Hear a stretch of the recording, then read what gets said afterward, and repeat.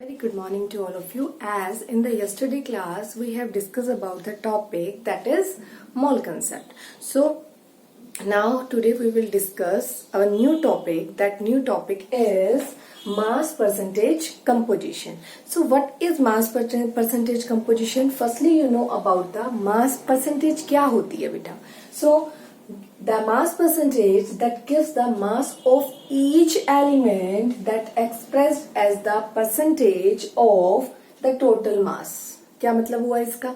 देखो, हम सपोज हमारे पास कोई भी कंपाउंड है, लाइक इथेनॉल, लाइक अमोनिया, ठीक है? तो हमने क्या करना है, हमने मास ऑफ एलिमेंट, एक एलिमेंट के अंदर, सपोज हमारे पास क्या है, अमोनिया है, NH3 है, NH3 में हमारे पास कितने एटम है टोटल? अगर मैं कहूं तो 4 एटम है, तो ये पूरा एक कंपाउंड है। तो हमने क्या करना है, इसका टोटल मोलर मास निकाल लेना है। तो उसे हमने क्या रखना है, डिवाइड में। और जो हमारे पास सपोज नाइट्रोजन है, नाइट्रोजन का परसेंटेज निकालना है, तो नाइट्रोजन का मास अपॉन टोटल मास, ठीक है? तो हम क्या निकाल लेंगे, नाइट्रोजन की परसेंटेज निकाल लेंगे। सपोज हमें हाइड्रोजन का निकालना है, तो हाइड्रोजन का मास, वो हाइड्रोजन का मास ऊपर और नीचे टोटल मास ऑफ अमोनिया, तो हम उसकी क्या निकाल लेंगे, परसेंटेज निकाल लेंगे। तो आपको मैं बता रही हूँ what is the meaning of mass percentage. Mass percentage क्या होता है कि कोई भी हमने कंपाउंड लेना है और किसी भी कंपाउंड में उस कंपाउंड में जितने एलिमेंट प्रेजेंट हैं उनका एक एक करके हम मास निकाल सकते हैं। तो अगर सपोज आपने उस कंपाउंड में किसी भी एक एलिमेंट का जो मास निकालना है उसको आप ऊपर रखिए और डिवाइड बाय में आप लिखिए उस कंपाउंड का टोटल मास। इस तरीके से आप multiply by 100. That is, in this way you calculate the mass percentage of an element in a compound. So we will take some example. We'll take some examples for understanding the topic mass percentage. So first example is glucose C6H12O6. In the C6H12O6, how many carbon atom are there? 6, and the mass of the carbon is 12. 12 multiply 6, the mass is 72. Plus hydrogen का मास कितना है, 1। कितने carbon atom, hydrogen atom दिख रहे हैं आपको, 12। तो कितना आ गया, 12। ऑक्सीजन का मास कितना है, 16। 16 मल्टीप्लाई 6 कितना आ गया, 96। So after adding this we calculate the mass of glucose, that is 180। And one by one we easily calculate the percentage of carbon, hydrogen and oxygen. और मैंने भी आपको एक फॉर्मूला बताया है, जिस भी एलिमेंट का परसेंटेज आपको कैलकुलेट करना है वो आप ऊपर रखिए। तो कार्बन का मास कितना है, कार्बन के एटम और कार्बन के मास कितना है, 12, और उसके एटम कितने हैं, 6। तो after multiply this we get the mass, that is 72. So 72 upon my total mass is 180, multiply 100, and the percentage is 40%. In this way we easily calculate the percentage of hydrogen. Hydrogen का मास क्या है यहाँ पर, 1, multiply atoms कितने हैं, 12. So mass is, number of atoms of hydrogen is 12, divide by total mass 180, multiply 100. So percentage is 6.67%. So in this way we calculate the mass of oxygen in the glucose molecule. In the glucose molecule, the mass of the oxygen is 16, multiply the number of atom of oxygen is 6. So the mass is 96. The mass of the oxygen in this compound, mass of oxygen is 96 upon the total mass of the compound is 180, multiply 100. The percentage is 53.33%. And आप जब इनको total करेंगे तो आपकी percentage 100% आनी चाहिए। इससे ये हमारा डाउट क्लियर हो जाता है कि हमारे कोई न्यूमेरिकल में प्रॉब्लम या गलती तो नहीं है, ये भी हमें पता लग जाता है इससे, ठीक है? ये सिंपल सा टॉपिक था, व्हाट इज मास परसेंटेज। तो सिंपल सी बात है बेटा, मास परसेंटेज क्या होती है, किसी भी कंपाउंड के अंदर आपको किसी भी एलिमेंट की अगर परसेंटेज काउंट करनी हो तो ये कंसेप्ट यूज होता है। जो भी एलिमेंट एक कंपाउंड में प्रेजेंट होता है, उस एलिमेंट का मास और उसके नंबर ऑफ एटम्स वो आपको ऊपर रखने हैं, डिवाइड बाय में पूरे कंपाउंड का मास आपको डिवाइड में रखना है, multiply by 100। In this way you calculate the percentage of each element in A compound. Fine. So now मैं आपको कुछ एग्जांपल्स दे रही हूं जो आपको खुद से अटेम्प्ट करने हैं in your fair notebook. So first example is ammonia.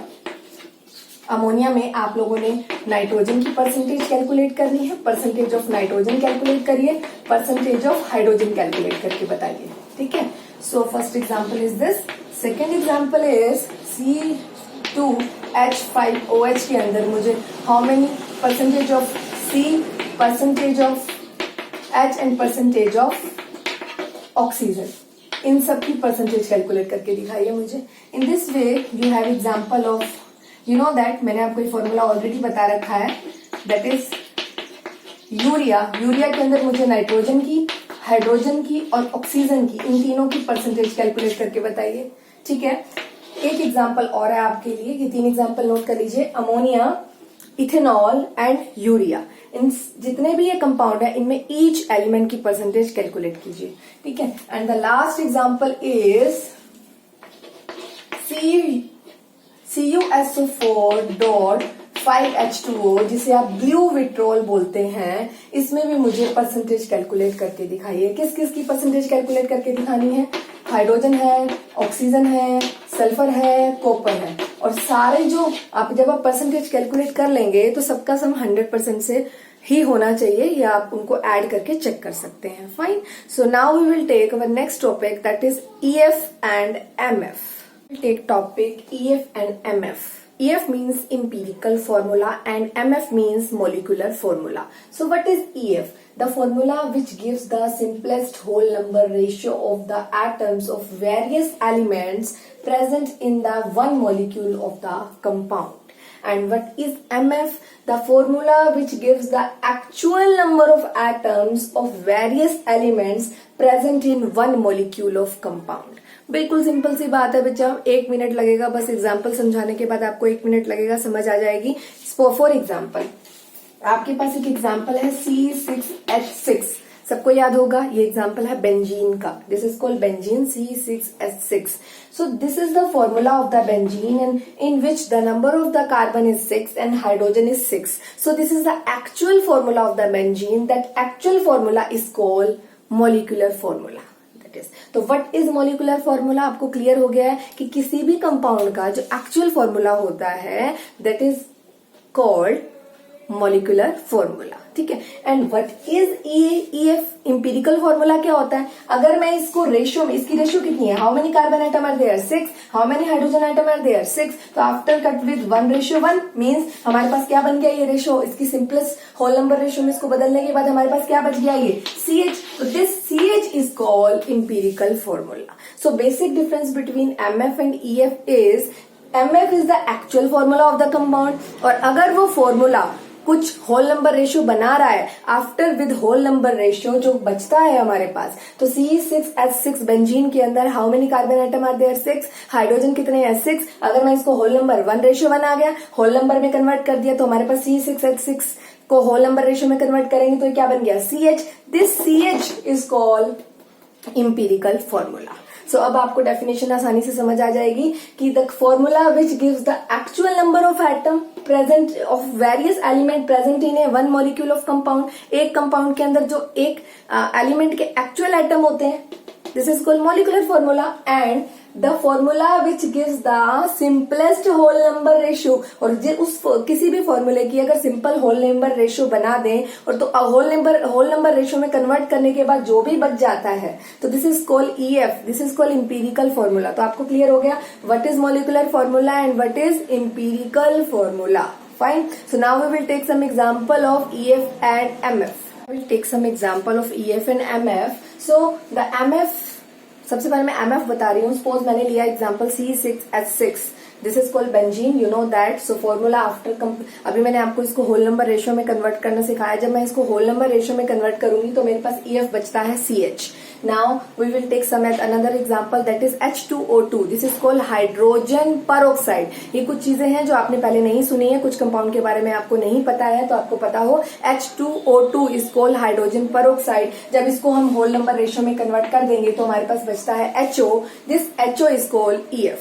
Now we will take some another examples like C6H12O6. This is glucose, और ग्लूकोज की होल नंबर रेशियो बनाइए 6, 12, 6. कार्बन 6 है, हाइड्रोजन 12 है, ऑक्सीजन 6 है, तो रेशियो बनाने के बाद 1:2:1. सो क्या बचा? कार्बन 1, हाइड्रोजन 2, ऑक्सीजन, तो हमारे पास बनता है CH2O. This is called EF. This is called empirical formula. Next example is C10H8. ये भी आपको नहीं पता है पहले, तो दिस इज कॉल्ड नेप्थलीन. इसे बोलते हैं नेप्थलीन. ठीक है। जो ये भी एक हमारा ऑर्गेनिक कंपाउंड है, दिस इज कॉल्ड नैप्थलीन, और हमारे पास इसकी रेशियो कट करके आती है, सिंपल होल नंबर रेशियो हमारी आती है इसकी C5H4। तो याद रखिए स्टूडेंट्स, जो हमारे एक्चुअल कंपाउंड्स हैं they are called molecular formulas, and जो मोलिकुलर फॉर्मूला से हम बना सकते हैं, जो हमारे एक्चुअल कंपाउंड है वो हमारे मोलिकुलर फॉर्मूला को रिप्रेजेंट करते हैं। और अगर हमारा जो एक्चुअल फॉर्मूला है अगर हम उसे होल नंबर रेशियो में कन्वर्ट कर दें तो हमारे पास जो बचता है this is called empirical formula, means after converting into whole number ratio हमें इंपीरिकल फॉर्मूला गेट हो जाता है। सो नाउ, और हाँ वन मोर, आपको मैं कुछ एग्जांपल्स और बताऊं। कुछ एग्जांपल्स ऐसे होते हैं जिनका EF और MF में कोई चेंज नहीं आता, उनका EF और MF बिल्कुल सेम रहता है। वो कुछ एग्जांपल्स हैं like C12H22O11, this is called sucrose, इसका जिक्र हम पहले भी कर चुके हैं। नेक्स्ट एग्जांपल इज NH3, इसका EF और MF हमेशा सेम रहता है। जब हम न्यूमेरिकल्स में कैलकुलेट करेंगे तो इनकी EF और MF वैल्यू में कोई चेंज नहीं आता। Next example is CuSO4, next is K2Cr2O7। बच्चों ये भी शायद आपने पहले सुना, हाँ 10th में आप लोगों ने सुना है, it is a good oxidising agent. K2Cr2O7 means potassium dichromate. Next example is NaCl। These are the some example which have same EF and MF, ठीक है, जिसका EF और MF में जो जब हम आगे न्यूमेरिकल का टॉपिक लेके चलेंगे, इंपीरिकल फॉर्मूला और मोलिकुलर फॉर्मूला का, तो आप देखेंगे ये कुछ कंपाउंड्स हैं जिनका इंपीरिकल फॉर्मूला और मोलिकुलर फॉर्मूला में कोई चेंज नहीं आता है, ठीक है। सो नाउ वी विल हमें पता होना चाहिए what is the relationship between EF and MF। EF और MF में क्या रिलेशन होता है स्टूडेंट, तो मैं आपको बता रही हूँ, मोलिकुलर फॉर्मूला जो होता है वो N मल्टीप्लाई इंपीरिकल फॉर्मूला होता है। तो मॉलिकुलर फॉर्मूला अगर आपको कैलकुलेट करना है तो इंपीरिकल फॉर्मूला की वैल्यू से एक इंटीजर को मल्टीप्लाई करना पड़ेगा, तो आप इजिली मॉलिकुलर फॉर्मूला गेट कर लेंगे। दिस इज द, हम बात कर सकते हैं relationship between EF and MF। And what is this N क्या होता है, कैसा इंटीजर होता है जो हम कैसे कैलकुलेट करते हैं, by dividing the molecular mass of compound. जो भी हमें मोलिकुलर मास दिया होगा उसका जो कंपाउंड दिया होगा उसका मोलिकुलर मास, और आपको मोलिकुलर मास किसी भी कंपाउंड का निकालना अच्छे से आ गया है। Molecular mass of a compound divide by empirical formula mass, इन दोनों का जो रेशो होता है इसकी हेल्प से हम एक इंटीजर सॉल्व करते हैं, निकालते हैं। उस इंटीजर को जब हम EF इंपीरिकल फॉर्मूला से मल्टीप्लाई करते हैं तो हमें गेट हो जाता है MF वैल्यू।